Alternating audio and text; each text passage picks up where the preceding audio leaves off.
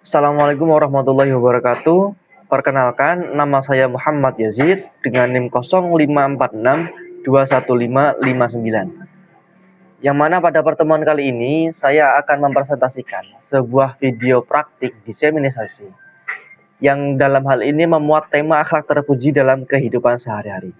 Baik, untuk slide yang pertama kita akan bahas sebagai berikut.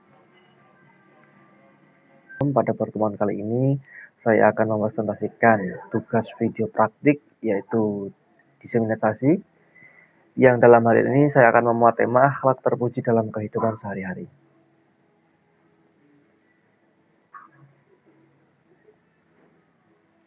Baik, langsung saja kita mulai. Untuk yang pertama saya akan menjelaskan bagaimana sih tentang proses penyusunan ataupun pembuatan diseminasi ini.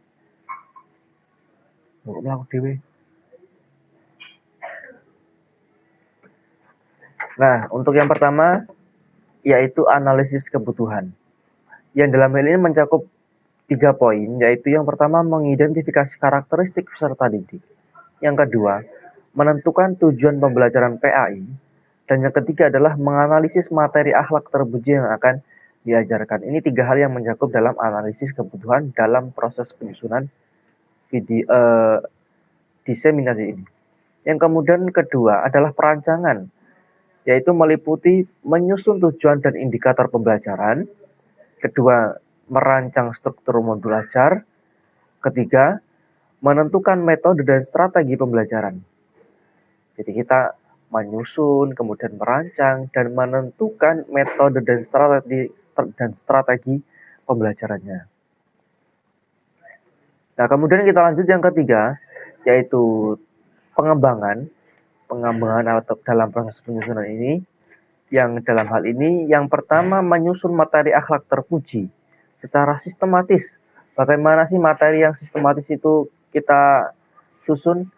Yang kedua, kemudian menambahkan contoh gambar dan aktivitas pembelajaran. Misalnya dalam diseminasi ini ada suatu gambar yang mencontohkan akhlak terpuji. Itu bisa. Yang kedua, menambahkan contoh gambar dan aktivitas pembelajarannya. Yang ketiga, menyusun lembar kerja dan soal evaluasi. Misalnya ada suatu kolom ataupun tabel yang menjelaskan tentang kinerja ataupun tahapan-tahapan para siswa itu bagaimana.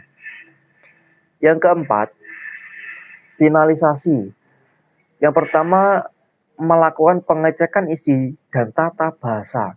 Mengecek apakah bahasanya sudah benar, apakah ada yang salah atau tidak.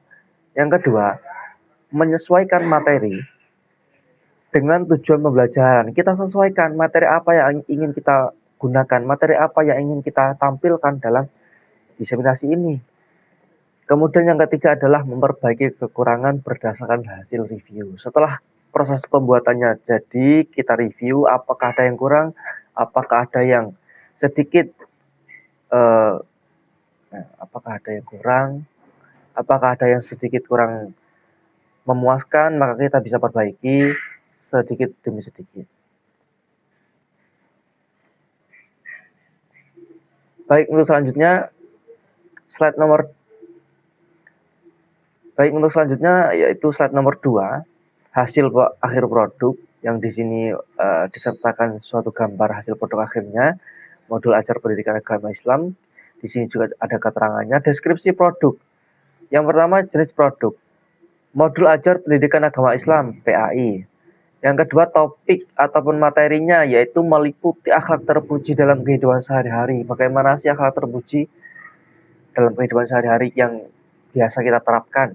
Kemudian untuk kelas atau jenjangnya, ini adalah kelas SMP ataupun MTS.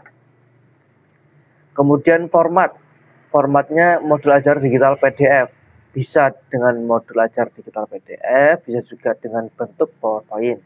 Kemudian untuk halaman ataupun durasinya mencakup 10 ataupun 15 halaman, misalkan begitu. Baik, kemudian untuk selanjutnya, slide yang ketiga, kita berbicara tentang manfaat kemudian kelebihan dan juga kendala dari tugas diseminasi ini. Pertama, manfaatnya pembuatan diseminasi ini adalah membantu peserta didik memahami pentingnya akhlak terpuji dalam kehidupan sehari-hari. Bagaimana sih kita membantu para peserta didik untuk memahami pentingnya akhlak terpuji? Ya, salah satunya dengan cara ini, dengan cara kita membuat suatu media pembelajaran. Yang kedua, memudahkan guru dalam menyampaikan materi secara terstruktur. Jadi seolah-olah apa yang akan disampaikan oleh guru itu tersusun rapi, terstruktur, dan tinggal mempelajari, tinggal menyampaikan kepada para murid. Tidak usah terbelit-belit, tidak usah berpikir-pikir yang tidak usah harus berpikir panjang untuk menyampaikan suatu materi yang akan disampaikan. Kemudian mendukung tujuan pendidikan agama Islam dalam pembentukan karakter dan akhlak mulia. Nah, itu manfaatnya. Kemudian yang pertama, kelebihan penyusunan ini, materi disusun secara sistematis dan mudah dipahami. Materinya simple, materinya mudah dipahami, dan mudah dimengerti untuk khalayak umum. Itu kelebihannya. Kemudian yang kedua, menggunakan bahasa yang sederhana, yang sesuai dengan karakteristik peserta didik, yang sesuai dengan targetnya. Siapa sih targetnya? Misalkan SMP. Siapa sih targetnya? Misalkan anak SD. Siapa sih targetnya? Misalkan anak TK. Jadi kita harus bisa menyesuaikan bahasa yang kita gunakan. Pastikan bahasa yang kita gunakan itu sederhana agar bisa dipahami oleh para peserta didik. Kemudian yang ketiga, dapat digunakan untuk pembelajaran tatap muka maupun mandiri.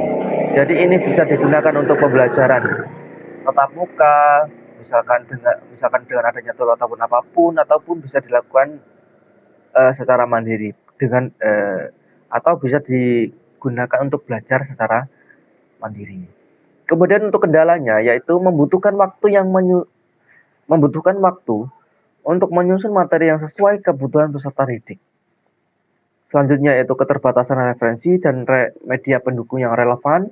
Dan yang terakhir adalah menentukan desain yang menarik namun tetap sederhana. Bagaimana sih desain yang kira-kira itu menarik? Bagaimana sih kira-kira desain yang diminati oleh para peserta didik? Itu kita harus menentukan terlebih dahulu.